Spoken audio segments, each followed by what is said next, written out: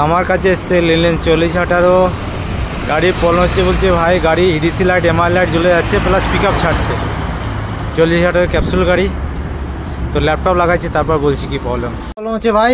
गाड़ी प्रॉब्लम यही है कि गाड़ी जैसा टान मुन में अथी हो रहा है, दो एडीसी एमआर लाइट जल जाएगा, पिकअप छोड़ दे रहा है, यही प्रॉब्लम है। तो छोड़ दे रहा है और जैसे ट्रैक्टर का आवाज फट फट फट मारता है वैसे मार रहा है, और कभी कभी नॉर्मली हो जाता है जैसे गाड़ी का इंजन वैसे। ठीक है, ओके।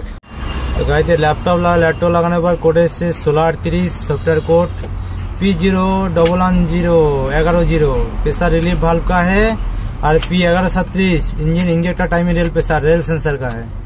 तो वो যত সম্ভব ইলেকট্রিকের প্রবলেম আছে, তো চেক করে তারপর বলছি। প্রবলেম পেলাম না, কাপলারটা একটু লুজ কানেকশন ছিল, তো কাপলারটা ভালো করে আবার জাম করে লাগিয়ে দিলাম। তাহলে এখন কোনো কোডও নেই, ইনঅ্যাক্টিভ সব, পিকআপও চলে এসছে। তো গাড়ি টাইল করে দেখছি।